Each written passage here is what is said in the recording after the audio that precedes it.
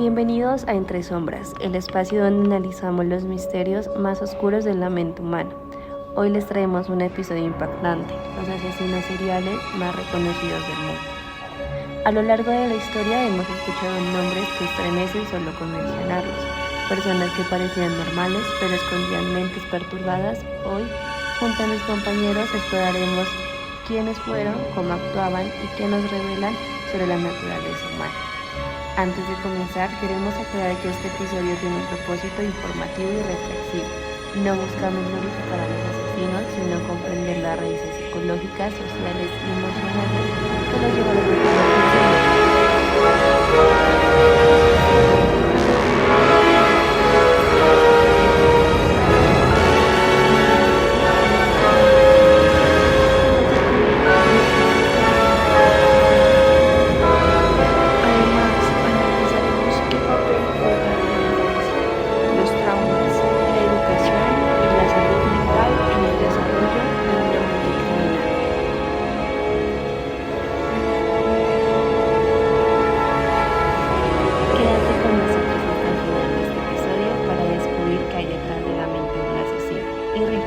sobre cómo la sociedad puede prevenir este tipo de comportamientos.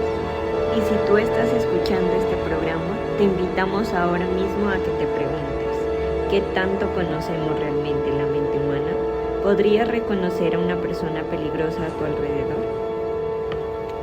Participa con nosotros en redes sociales utilizando el hashtag Entre Sombras. Cuéntanos cuál es el caso que más te impactó y por qué. Natalia, para empezar, ¿qué se considera exactamente un asesino serial?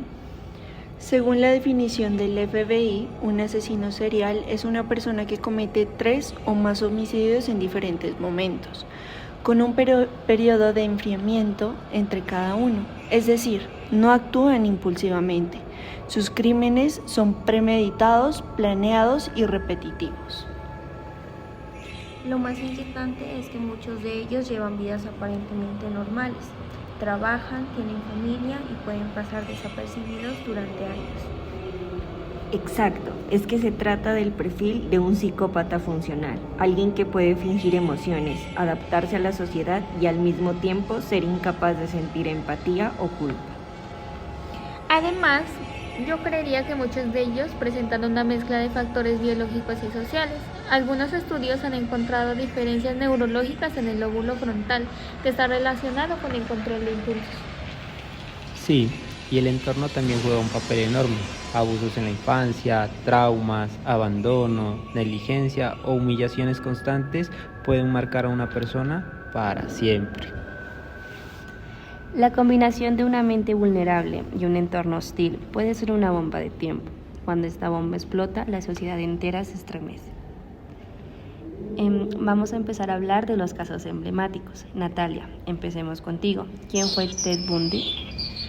Ted Bundy fue uno de los asesinos más estudiados en la historia, entre 1974 y 1978.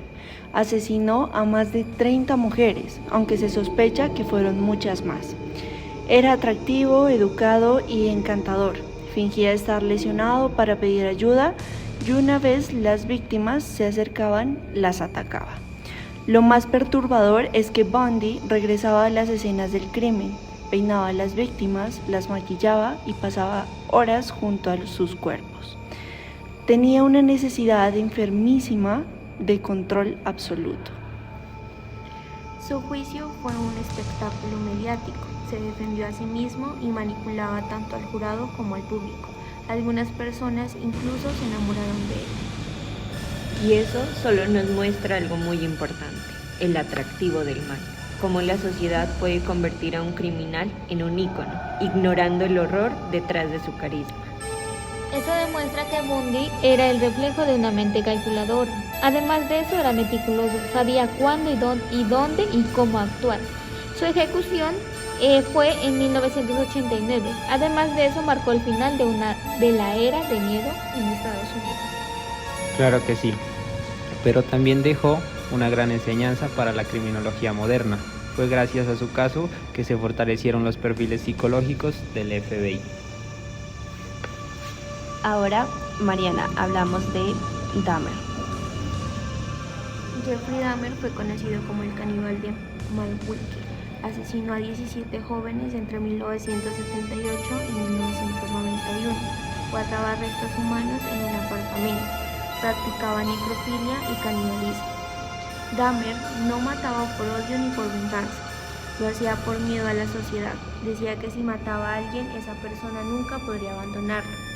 Era un intento retorcido de retener compañía eterna.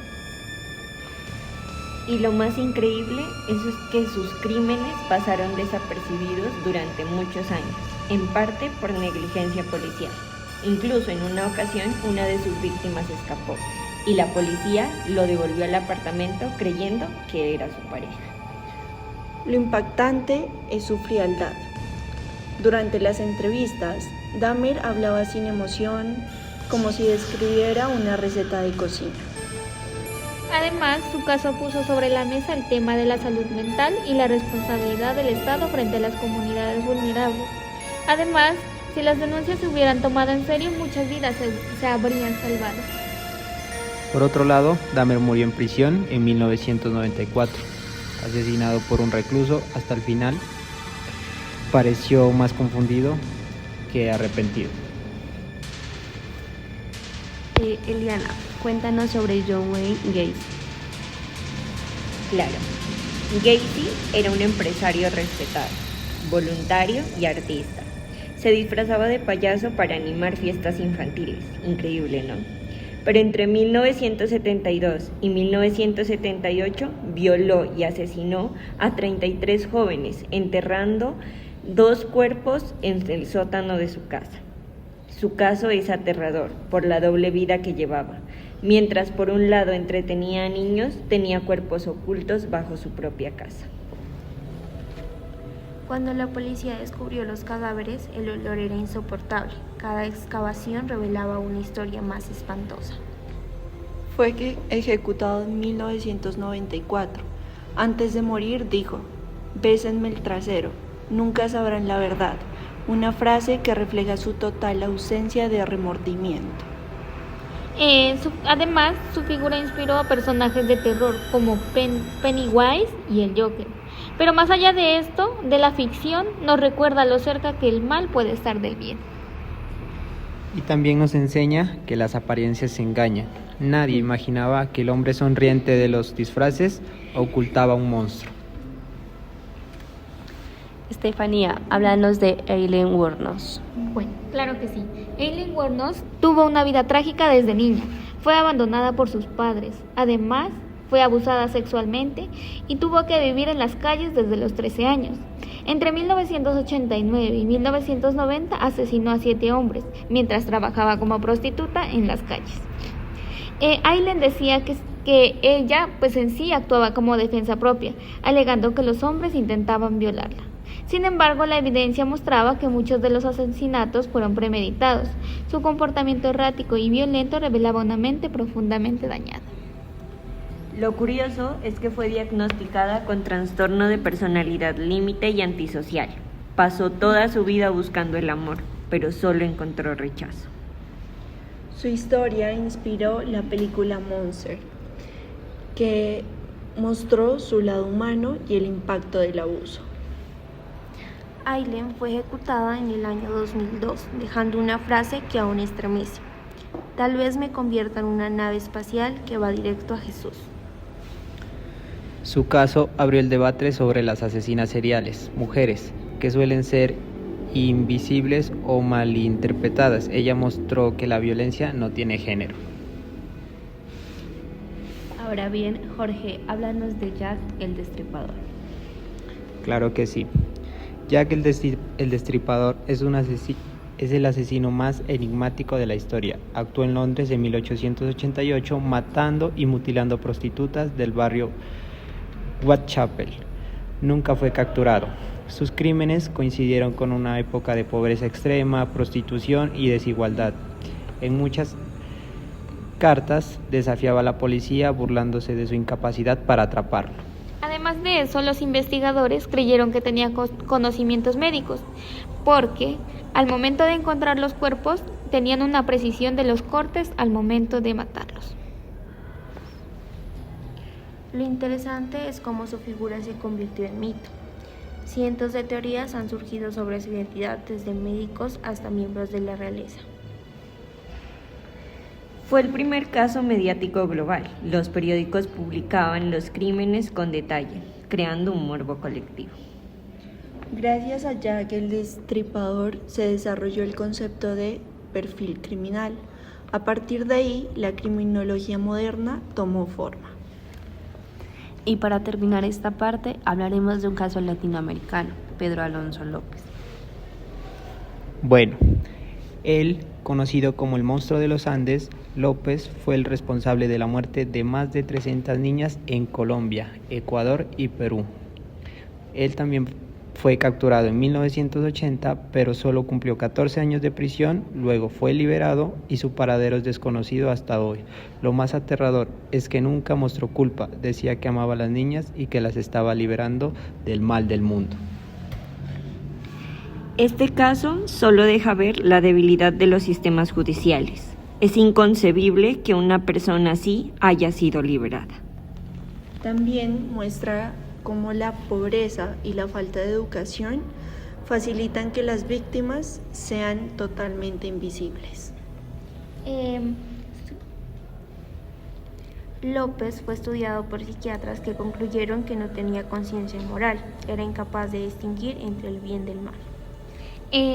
También su historia es una advertencia de que el monstruo no siempre está lejos, a veces nace en nuestra propia tierra. Para complementar, mencionaremos brevemente otros casos impactantes. Empecemos con Andrei Chikatilo, conocido como el carnicero de Rostov. Fue un asesino serial ruso que entre 1978 y 1990 asesinó a más de 50 mujeres y niños durante la era soviética. Lo más impactante es cómo logró mantener sus crímenes ocultos tanto tiempo. Aprovechaba su trabajo como maestro para acercarse a las víctimas. Muchas veces las engañaba con promesas de comida o ayuda económica. Chikatilo sufría de impotencia sexual y encontraba placer en el sufrimiento ajeno. Era un hombre reprimido, frustrado por su pasado y por la rigidez del sistema soviético. Esa represión emocional lo llevó a una violencia indescriptible. Y no solo eso, lo más triste es que por muchos años la policía soviética no quería aceptar que existía un asesino en serie en su territorio. Detuvieron a miles de inocentes e incluso condenaron a muerte a uno de ellos, mientras Chikatilo seguía libre. Él finalmente fue atrapado en 1990 gracias a un equipo de investigadores que usó técnicas modernas como el análisis de ADN y perfiles psicológicos. Durante los interrogatorios confesó sin remordimiento alguno todos los pasos. Fue ejecutado en 1994 con un disparo en la cabeza. Su caso dejó una gran enseñanza. El mal puede prosperar cuando la verdad se esconde tras el silencio del poder y la burocracia. Pasemos ahora a uno de los asesinos más prolíficos de la historia, Harold Shipman, un médico británico que asesinó a más de 200 pacientes entre 1975 y 1998. Lo más aterrador de su historia es que no solo era un hombre marginal o violento, era un médico ejemplar, querido por sus pacientes. Sin embargo, usaba su bata blanca como un escudo, solo para matar en silencio. Inyectaba dosis letales de morfina a personas mayores, sobre todo a mujeres, y falsificaba los certificados de defunción para hacer parecer que había muerto por causas naturales. Muchas familias confiaban tanto en él que nunca sospecharon nada. Incluso algunas víctimas lo mencionaban en sus testamentos como beneficiario. Además de eso, fue descubierto gracias a la sospecha de una funeraria local, que notó que demasiadas muertes tenían su firma. Luego de una investigación reveló que llevaba más de décadas asesinando. Finalmente, fue condenado en el año 2000 y murió en prisión en 2004. Colgándose en su celda, su caso cambió las leyes británicas sobre control médico y registros de defunción. Ahora hablemos de un caso que aterrorizó a Estados Unidos en los años 80. Richard Ramírez, conocido como el acosador nocturno. Ramírez irrumpía en las casas por la noche, asesinando a hombres, mujeres y niños al azar. No tenía un patrón fijo, sus crímenes combinaban violación, tortura y satanismo. Lo más perturbador era su frialdad. Dibujaba pentagramas con sangre en las paredes y obligaba a las víctimas a jurar por Satanás antes de matarlas. Y no es pretexto, pero sí, tuvo una infancia terrible. Sufrió abuso, adicciones y fue influenciado por un primo que le mostraba muchas fotos de crímenes en la guerra de Vietnam. Bueno, finalmente la historia dice que fue capturado en 1985 gracias a la colaboración ciudadana. Cuando fue presentado ante los tribunales mostraba símbolos satánicos en sus manos y gritaba frases demoníacas. Él murió en prisión en 2013 después de pasar casi 3 décadas en el corredor de la muerte. Su historia inspiró múltiples de documentales y series y dejó una huella profunda en la criminología moderna. Ahora viajemos a principios del siglo XX, con uno de los casos más espeluznantes de la historia, Albert Fish, conocido como el vampiro de Brooklyn. Fish fue un asesino y caníbal estadounidense que confesó haber asesinado y comido a varios niños. Pero lo que más horrorizó fue que enviaba cartas detallando los crímenes a las familias de sus víctimas. Fish era un hombre de apariencia tranquila, anciano y educado, lo que hacía aún más difícil creer que lo escondía. Años después fue diagnosticado con múltiples trastornos mentales, incluyendo esquizofrenia y sadismo extremo. Tenía prácticas de automutilación y creía que escuchar voces era una señal divina para cometer sus asesinatos. Además, uno de sus crímenes más conocidos fue el de Grace Booth, una niña de 10 años a la que engañó con la promesa de trabajo para sus padres. Pero años después envió una carta detallando cómo la había asesinado y cómo la había comido. Después de eso, fue ejecutado en 1936 en la silla eléctrica. Sus últimas palabras fueron: "No sé por qué estoy aquí", demostrando su total desconexión de la realidad. Y para cerrar esta sección, hablemos del caso más terrible de América Latina, Luis Alfredo Garavito, conocido como La Bestia. Garavito fue un asesino en serie colombiano entre 1992 y 1999. Violó, torturó y además asesinó a más de 170 niños. Sin embargo, las autoridades creen que podrían haber sido más de 200 víctimas. Utilizaba engaños para atraer a sus víctimas, como ofrecer trabajo o comida. Se vestía de sacerdote, maestro o vendedor ambulante. La confianza que generaba era su herramienta principal. Y es que su infancia fue un total infierno.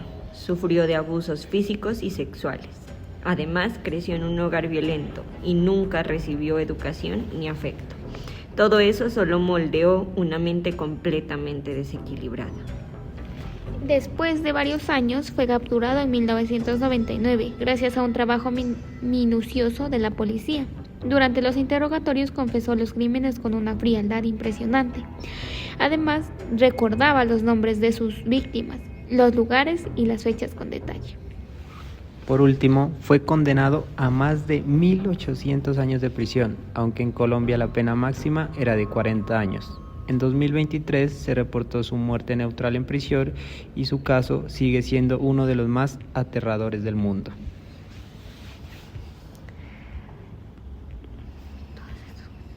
Después de conocer tantos casos, ¿qué creen ustedes que realmente lleva a una persona a convertirse en un asesino serial? Es una mezcla entre predisposición biológica y traumas, pero sin duda la infancia es determinante. Muchos vivieron abusos, violencia o abandono.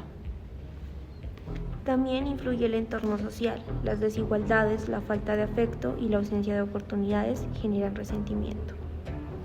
Y es que la psicopatía, cuando no se trata, puede manifestarse en comportamientos realmente sádicos. No podemos olvidar el papel de los medios cuando se exageran los detalles o se modifican los criminales. Además, esto hace que se pierda el enfoque de las víctimas. Claro, exactamente. A veces se habla más del asesino que de las personas que murieron. Eso alimenta la curiosidad morbosa y distorsiona la realidad. Y también debemos preguntarnos qué responsabilidad tenemos como sociedad, ignoramos señales de alerta o minimizamos el sufrimiento ajeno. Eso déjenlo en los comentarios. Queremos llevar esta conversación un poco más lejos, porque cuando hablamos de asesinos seriales solemos quedarnos con la idea del crimen, del misterio y del morbo, pero hay algo más profundo, ¿dónde empieza realmente la oscuridad en la mente humana? Exacto, ninguno de estos casos aparece de la nada. La mayoría comparte factores que se repiten como un patrón, como traumas, negligencias, pobreza extrema, abuso físico sexual, aislamiento social y en algunos casos un daño neurológico. A esto se le llama la tríada oscura del crimen: problemas neurobiológicos, entornos violentos, distorsiones cognitivas. Y aunque es una simplificación, lo cierto es que la mayoría de los asesinos seriales crecieron en ambientes donde no existía una seguridad emocional. Si un niño aprende desde pequeño que el mundo es cruel, es probable que el dolor se convierta en su lenguaje. Además de esto, sumemos algo clave, la falta de intervención temprana. Muchos de ellos mostraron señales desde pequeños, donde muestran que cuando son niños tienen crueldad animal. Además, incendios intencionales, aislamientos y fantasías violentas, pero nadie los atendió. Exacto. Si hubieran tenido un apoyo psicológico, quizás sus historias habrían sido distintas. No es excusar sus crímenes, pero sí entender que el monstruo no surge solo. Alguien lo forma, algo lo activa o el entorno lo abandona por completo. Los asesinos y el perfil del predador. Ahora avancemos hacia un terreno que fascina a psicólogos y criminólogos, el perfil criminal. El FBI clasifica a los asesinos seriales en dos grandes categorías: organizados y desorganizados. Los organizados, como Bundy o Gacy, planifican sus crímenes con precisión quirúrgica, investigan, observan y manipulan a sus víctimas. Pueden llevar vidas aparentemente normales. Por otro lado están los desorganizados, como Richard Chase. Son impulsivos, caóticos, dejan evidencia y suelen tener mucho más deterioro mental severo. Pero lo más interesante es que detrás de cada perfil hay elementos que se repiten: inteligencia promedio o superior, imaginación desbordante, fantasías violentas que comienzan a la adolescencia, necesidad de control, doble vida y profunda desconexión emocional. Aquí, la fantasía es clave. Durante años sueñan con lo que harán, lo ensayan mentalmente y lo perfeccionan. Y cuando la fantasía ya no basta, pasan a la acción. Lo escalofriante es que muchos de ellos no se ven como villanos. Para ellos son protagonistas dentro de su propia narrativa mental.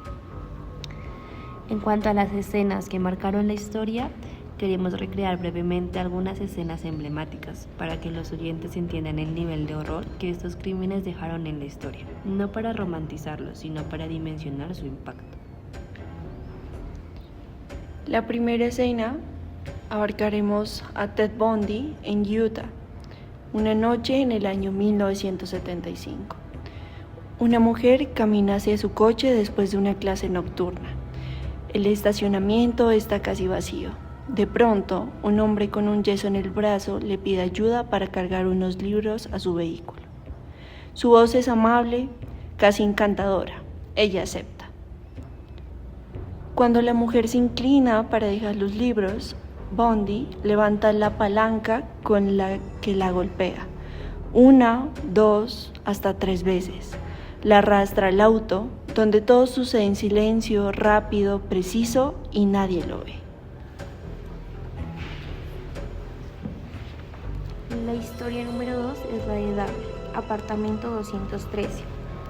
El olor era tan fuerte que los vecinos lo reportaron varias veces, pero la policía nunca actuó, hasta ese día. Dentro del refrigerador, una cabeza humana, en el armario, un corazón, en el cajón, fotografías Polaroid de cuerpos mutilados, frascos con órganos y barriles con ácido.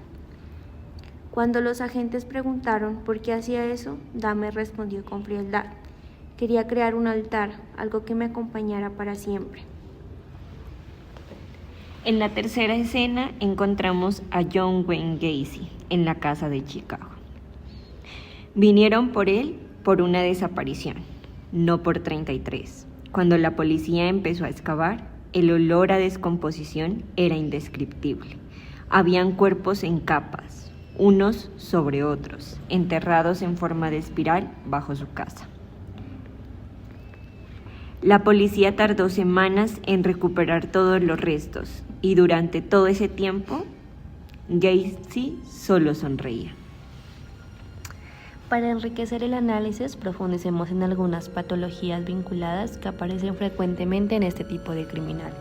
Bueno, muchas veces encontramos que las personas que realizan pues estos casos tienen trastornos antisociales de la personalidad, además de psicopatías, trastornos límites de la personalidad, parafilias violentas, delirios paranoides, esquizofrenias no tratadas, daños neurológicos en la corteza prefrontal.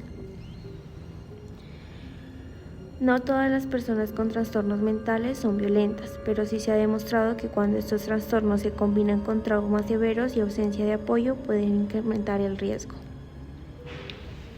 La psicopatía, por ejemplo, no se trata de locura, sino de frialdad emocional extrema. Los psicópatas saben distinguir entre el bien y el mal, solo que no les importa. Y es que la falta de empatía es como un vacío interior, un silencio que nunca se llena.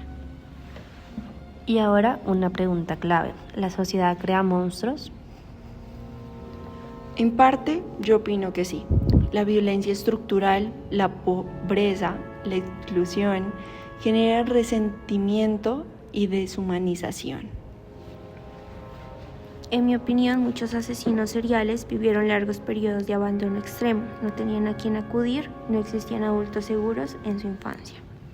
Además, cuando una persona crece sintiéndose invisible, puede llegar a buscar el poder en el único lugar que cree controlar, el cuerpo de otra persona. Eso no justifica nada, pero sí explica mucho. Ahora que hemos hablado de las causas, quiero que pensemos en algo igualmente inquietante. ¿Por qué estos casos nos atraen tanto? Porque hay documentales, series, memes, investigaciones y millones de personas consumiendo todo esto sin parar. Porque el mal fascina, representa lo desconocido, lo prohibido, lo que nos da miedo, pero queremos entender. Los medios también juegan un papel enorme. Algunos asesinos recibieron un trato casi celebrity. Bundy fue entrevistado como si fuera una estrella. Dahmer se volvió tendencia en redes décadas después de sus crímenes. Y todo esto es demasiado peligroso. Cuando hablamos más del monstruo que de las víctimas, solo estamos reforzando una narrativa desequilibrada. Bueno, ¿hay que recordar nombres? Sí, pero los nombres de quienes murieron, no solo de quienes los lastimaron. Exacto, a veces los medios alimentan el morbo con detalles innecesarios. Es un espectáculo que deshumaniza.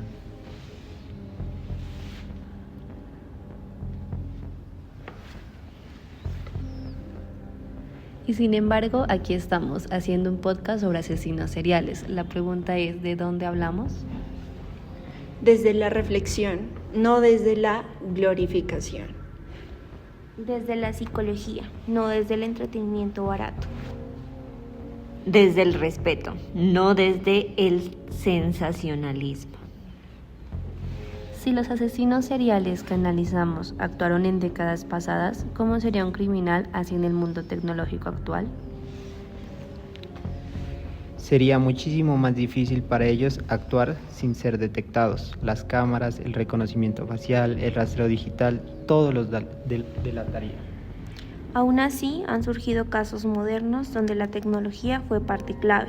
Por ejemplo, Israel Keyes en Estados Unidos planificaba sus crímenes dejando kits de asesinato enterrados en diferentes estados del país para utilizarlos años después. Era organizado, meticuloso, pagaba todo en efectivo, evitaba redes sociales, desmontaba su celular y escogía al azar a sus víctimas para evitar patrones. Y es que en este caso, como en muchos, se demuestra que incluso con tecnología hay mentes que logran adaptarse para evadir sistemas. Pero hoy en día la criminología digital es muy fuerte, además de haber análisis de ADN, seguimiento de datos, geolocalización, patrones conductuales, todo esto ha reducido la margen de acción. Aún así, la pregunta sigue viva. ¿Realmente estamos preparados para identificar a un asesino antes de que lo sea? Ahora bien, hablaremos de nuevos casos menos conocidos pero igual aterradores. Empezaremos por Israel Keyes, el asesino sin patrón. Claro, ya lo mencioné, pero vale profundizar. Israel Keyes es considerado uno de los criminales más peligrosos del siglo XXI.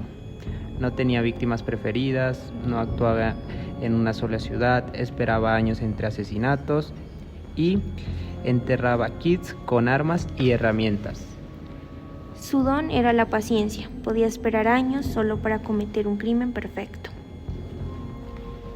Finalmente fue capturado en el 2012, pero solo confesó una parte mínima de lo que hizo. El FBI cree que hay más víctimas que nunca se encontrarán. Si retrocedemos siglos atrás, encontramos a Báthory, acusada de torturar y asesinar a más de 600 jóvenes en el siglo XVI. Se decía que se bañaba en sangre buscando eterna juventud. Aunque yo creo que parte es mito y parte es historia. Su caso revela algo interesante. La crueldad humana no es algo moderno. Siempre ha existido, solo que antes no tenía nombre ni clasificación. Ahora sí, un caso más reciente. Es el de Johanna Deney. En 2013, mató a 3 hombres y atacó a otros 2. Lo perturbador es que lo hacía riendo. Durante las audiencias dijo: "Lo hice porque era divertido". Su caso solo demostró que la violencia extrema no es exclusivamente de los hombres. Acerca del monstruo de Otaku, en Japón Miyazaki asesinó a 4 niñas y realizaba rituales macabros con los cuerpos. Su aislamiento social extremo y su adicción al contenido violento fueron factores claves de su degradación mental. Tenía una vida doble, estudiante tranquilo y un depredador oculto.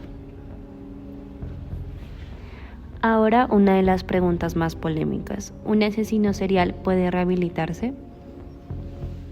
La respuesta más aceptada por criminólogos es no. Los asesinos seriales no actúan por impulsos momentáneos, sino por compulsión. Matar para ellos es parte de su identidad. Además, la mayoría son psicópatas sin empatía real. La psicopatía no tiene cura. Se puede manejar, pero no eliminar. Claro, algunos asesinos han fingido arrepentimiento solo para ganar beneficios, pero eso forma parte de toda su manipulación. Y es que no hay ni un solo caso documentado y verificado de un asesino serial rehabilitado, que haya regresado a la sociedad sin necesidad de reincidir. Y en caso de que sí lo haya, no se ha dicho en público, por obvias razones. Es duro, pero real. Una vez traspasan cierto límite psicológico, no hay retorno. Pero entonces, ¿se puede hacer algo antes? ¿Lo podemos prevenir?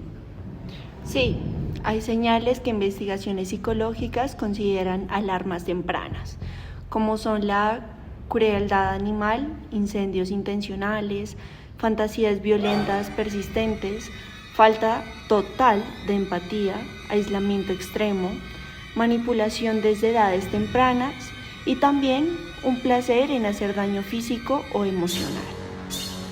No significa que todos los niños con estas conductas serán asesinos, pero sí que requieren intervención inmediata. Y es que la infancia es el lugar donde más vidas se pueden salvar. Aquí lo principal es que se debe tener educación emocional, acompañamiento psicológico y ambientes seguros. Eso es prevención real. Porque es mucho más fácil formar a un niño que reparar a un adulto totalmente dañado. A ver, pregunta rápida para todos. Si solo pudieran cambiar una cosa de la sociedad para prevenir futuros asesinos, ¿qué cambiarían? La educación emocional en las escuelas desde primaria. Acceso real y gratuito a la salud mental.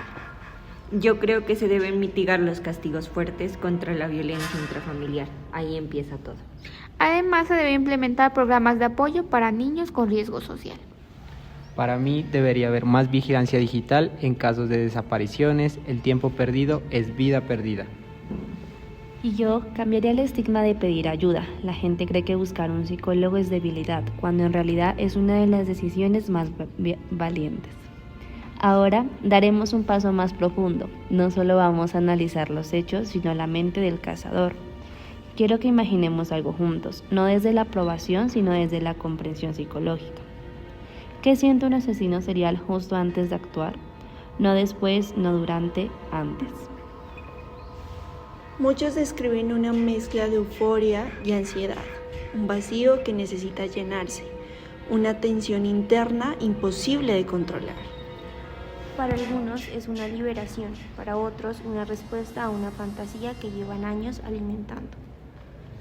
En entrevistas que se han realizado a estos casos, varios asesinos dijeron que matar era la única forma de sentir algo. Es perturbador pensar que mientras un ciudadano común teme a la violencia, ellos sienten atracción por ella. Y es que no hay que olvidar algo clave. Los asesinos seriales no solo atacan, ellos también acechan. Por lo cual les vamos a comentar una escena de El acecho. Un hombre observa a su víctima desde la distancia, no tiene prisa, la ha seguido por días, sabe dónde vive, a qué hora sale, cuánto tarda en volver. A veces la observa desde el otro lado de la calle, otras veces desde la sombra de un árbol. Lo que lo mueve no es la violencia aún, es la sensación de poder, el control absoluto, la idea de que su vida depende de él sin que ella lo sepa. En ese momento, la víctima deja de ser una persona y se convierte en un objeto. Y para todo asesino, esto es realmente intoxicante.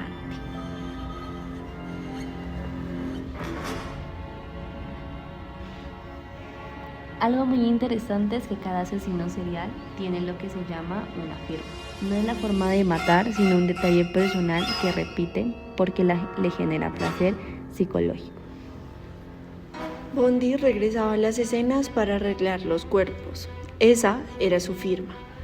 Gacy enterraba a sus víctimas bajo su casa, era parte de su ritual. Dahmer, por su parte, guardaba partes del cuerpo de sus víctimas para acompañarse. Esa macabra conducta también era su firma emocional. La firma no ayuda a cometer el crimen, ayuda a satisfacer al asesino. Además de esto, muchas veces es la clave para atraparlos. Después de cada caso que hemos contado, siempre ocurre lo mismo, la comunidad queda marcada. La gente deja de confiar, se siente vigilada y se cuestiona su seguridad. Después de Dahmer, miles de jóvenes LGBTIQ+ temieron salir a bares o clubes nocturnos. El miedo se extendió como un virus. En Chicago, por su parte, tras Gacy, los padres eran mucho más estrictos con sus hijos. La idea de un payaso amable quedó destruida para siempre. En Colombia, tras Pedro Alonso López, el concepto de niños seguros en las calles dejó de existir. Claro, las ciudades no olvidan, las heridas quedan en la memoria colectiva. Ese impacto emocional, aunque invisible, es uno de los daños más profundos que dejan estos crímenes. Ahora, hablemos de algo aún más inquietante, los asesinos que nunca fueron capturados. Iniciamos por el Zodiaco. Enviaba cartas a periódicos con códigos matemáticos, símbolos y mensajes burlones. Mató a varias personas en los años 60 y nunca pudieron identificarlo. Su ego era tan grande que necesitaba que el mundo lo viera como un genio del crimen. Bueno, hablemos del asesino de Honolulu.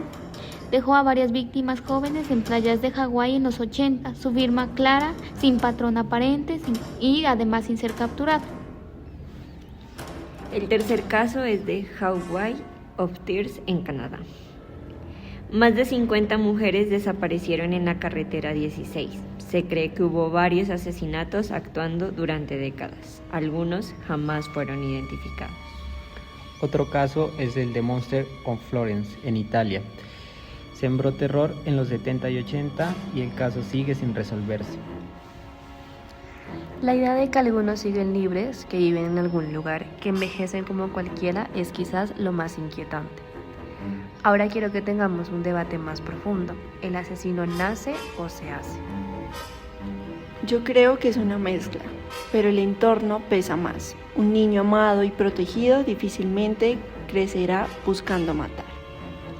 Yo creo que nacen con un predisponente, como rasgos psicopáticos, pero sin el entorno que los active no llegan a matar. Yo, por mi parte, estoy en un punto medio.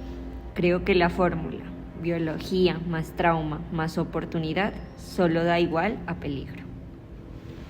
Pues yo creo que la genética contribuye, pero no define. Si fuera solo genética, habría muchos más asesinos. Yo por mi parte pienso que estos asesinos se hacen porque el dolor los moldea. Interesante. Y creo que esa mezcla de perspectivas es lo que nos permite entender lo complejo del fenómeno. Vamos a hacer un ejercicio. Imaginen que uno de estos asesinos vive en tu barrio. No sabes quién es, no sabes cómo actúa, solo que está ahí. Es un vecino amable que siempre saluda. O un señor serio que nunca mira a nadie. O alguien reservado, pero educado. Además, puede que quizás trabaje, paga impuestos y parece normal. Pues los verdaderos monstruos no siempre tienen un rostro de villano, a veces tienen rostro de persona común. Por eso los casos nos impactan, porque nos hacen preguntarnos qué tanto conocemos realmente a quienes nos rodean. Ahora vamos a imaginar un escenario distinto, el juicio. El momento en el que el asesino ya no es un enigma en la sombra, sino un rostro visible ante la justicia. Un hombre entra esposado a la sala, el público lo observa con terror, con rabia, con fascinación. La prensa toma fotos sin parar, los familiares de las víctimas contienen las lágrimas. A su derecha, su abogado. A su izquierda, 2 guardias. Al frente, la jueza. Pero él mantiene la mirada fija, fría, sin remordimiento, sin vergüenza. Algunos asesinos incluso disfrutan de su juicio. Es su último escenario, su último acto de control sobre el mundo. Bueno, creo que uno de ellos es Ted Bundy. Por ejemplo, actuó como su propio abogado para tener protagonismo frente a las cámaras. Y otros, como Dahmer, permanecieron indiferentes, como si su presencia allí fuera formalidad nomás. Pero lo más doloroso de un juicio no es escuchar al asesino, es escuchar el vacío que dejan quienes quedaron vivos. Hablamos de asesinos, pero pocas veces hablamos de las víctimas. Hoy quiero darles un espacio. Eran hijos, hijas, estudiantes, trabajadores, personas con proyectos, con sueños, con rutinas sencillas. Y es que no eran objetos, no eran números, no eran personajes secundarios. Y por eso, cada nombre importa, cada historia cuenta. Esto también es importante que debemos recordarlas. También es una forma de justicia. Y una forma de no permitir que su historia sea eclipsada por quienes les arrebataron la vida.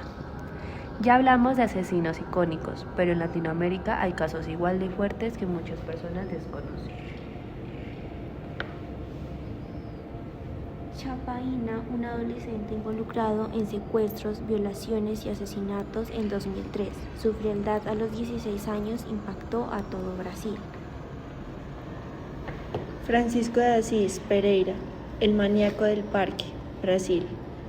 Violó y asesinó a más de 11 mujeres entre 1997 y 1998. Las atraía fingiendo ser fotógrafo profesional. Tenemos a Juana Barraza, la Mata Viejitas, en México. Era una luchadora profesional y asesinó a mujeres mayores simulando ser una trabajadora social. Otro es Daniel Camargo Barbosa, la bestia de los manglares, en Ecuador y en Colombia, responsable de más de 150 asesinatos de niñas y mujeres, un caso perturbador como el de López. Ahora quiero lanzar algunas preguntas incómodas que normalmente no aparecen en los titulares. ¿Qué pasaría si uno de estos asesinos hubiera recibido terapia a tiempo? ¿Cuántos casos pudieron evitarse si la sociedad hubiera escuchado las señales? ¿Por qué nos obsesiona más el criminal que la víctima? ¿Por qué hay personas que desarrollan fascinación o atracción por asesinos? ¿Y por qué a pesar del miedo seguimos consumiendo estos contenidos?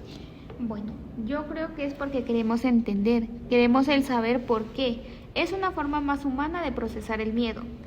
También nos recuerda que el mal existe y que debemos estar alertas. Y esto es raro, pero cierto. El mal nos acecha sobre el bien. Antes de irnos al cierre final del episodio, quiero que cada uno deje una reflexión corta, algo personal, algo que quieran que los oyentes se lleven. Yo aprendí que el monstruo no siempre nace monstruo. A veces es la vida la que lo empuja hacia la oscuridad. Para mí, la salud mental debe ser un derecho básico, no un lujo. Yo solo pienso en las víctimas, en lo fácil que es olvidarlas. Cuando hablamos del asesino famoso, no deberíamos permitirlo. Bueno, yo creo que el mal existe, pero nosotros elegimos si nos quedamos con el miedo o con la empatía. Yo rescato algo. Estudiamos el mal no para imitarlo, sino para prevenirlo. Y finalmente, yo creo que entender la sombra es entendernos a nosotros mismos. Muchas gracias a todos por escucharnos. Hasta la próxima.